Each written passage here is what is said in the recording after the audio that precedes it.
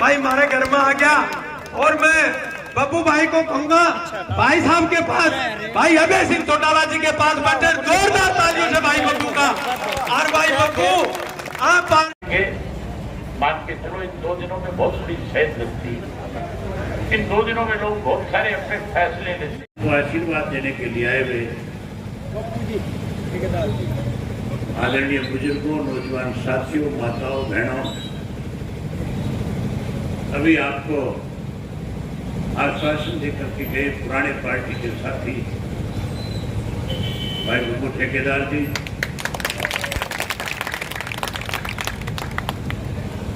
साथियों 19 तारीख को प्रदेश भर में 47 नगर परिषद और नगर पालिकाओं के चुनाव होने जा रहे हैं। बड़ी हैरानी की बात है, भारतीय जनता पार्टी ने अपना एक मैनिफेस्टो दिया और 17 बड़े वायदे लोगों के साथ किए। अगर मैं उनके सारे वायदों का जिक्र करूंगा तो लंबा समय लगेगा।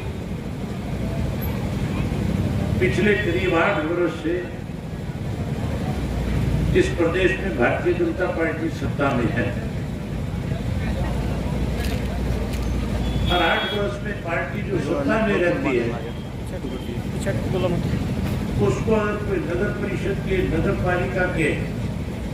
चुनाव में नए घोषणा पत्र बनाना पड़े तो इस बात से अंदाजा लगाया जा सकता है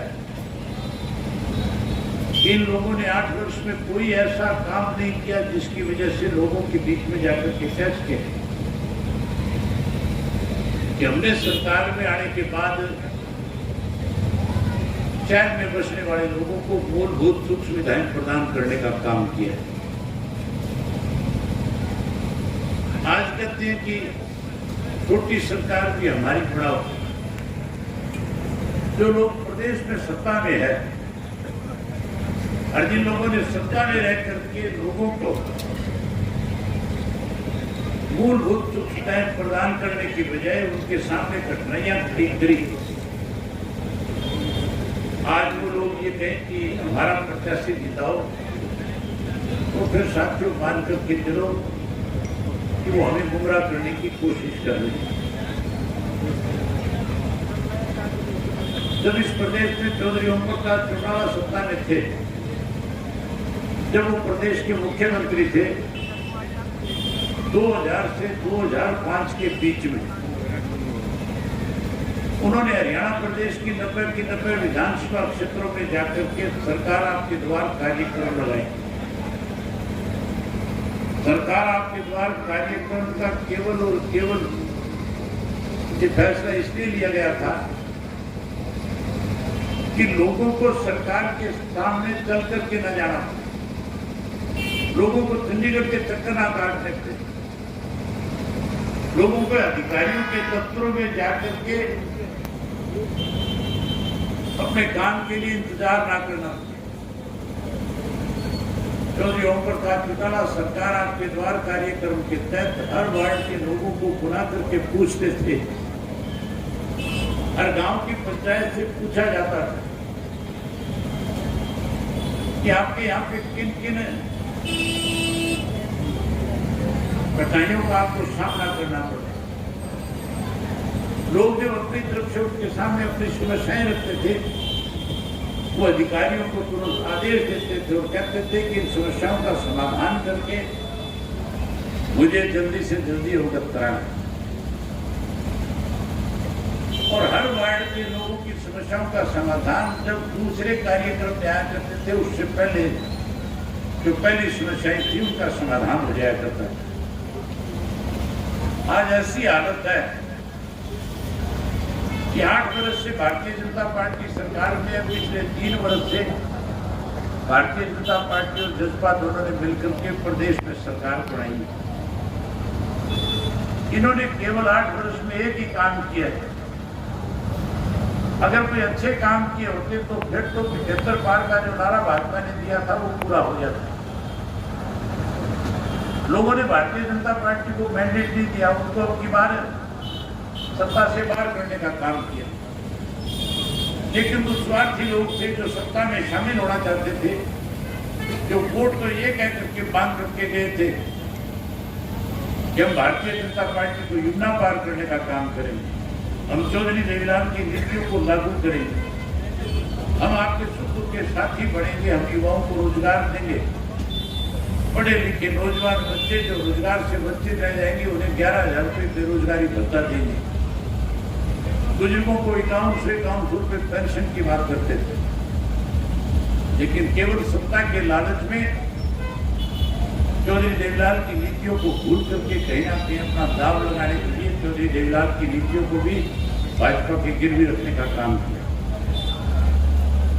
अब साथियों मौका है ऐसे लोगों को सबक मिले, आपका शहर स्वच्छ बने, सुंदर बने, आपके शहर में सारी सुविधाएं आए, चाहे वो पीने के पानी की बात है, चाहे कोई गलियों का निर्माण करने की बात है,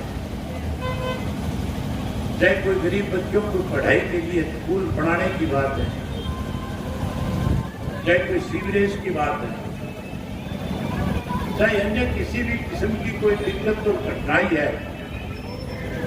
मैं आपसे एक बात जरूर कह सकता हूं, राहुल जो है आपको इसके दफ्तर के चक्कर नहीं काटते हैं,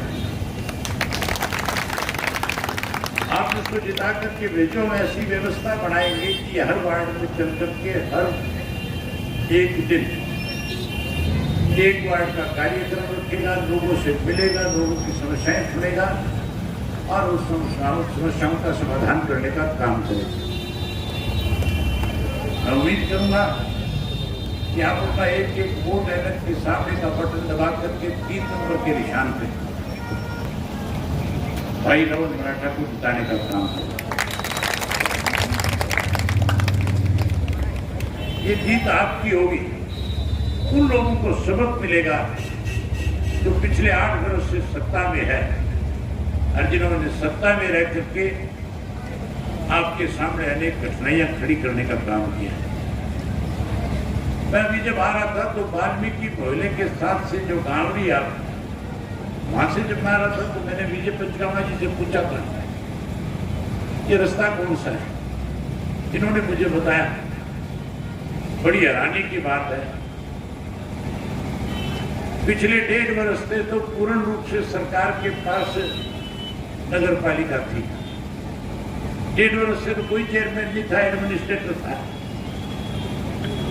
अगर सरकार इतनी जिम्मेवारी अपनी समझती कि लोगों को मूलभूत सुख सुविधाएं मिले तो फिर आज आपके शहर की जो समस्याएं हैं कहीं ना कहीं वो समाप्त हो जानी चाहिए। अब भी वहां पे इतनी गर्मी में भी 40, 47, 48 डिग्री टेम्परेचर के अंदर भी उन गलियों में पानी पड़ा था, कूड़े के ढेर लगे हुए थे, कोई सफाई करने वाला नहीं था। अगर आप चाहते हो कि शहर स्वच्छ और सुंदर बने तो फिर अपने साथी को जिताओ, एक एक वोट इसको दो और इसको नगर परिषद का चेयरमैन बनाओ। अगर ये ढंग से काम नहीं करेगा तो फिर आपको कहने की जरूरत नहीं पड़ेगी, मैं आपके इसी चौक में आकर के इसको कहूंगा तो इस्तीफा दे दे, तेरी बस का नहीं है। आप इस पे विश्वास करो, हर हालत के अंदर अपनी बात पे खरा उतरेगा और अपनी समस्याओं को, आपकी समस्याओं को दूर करेगा।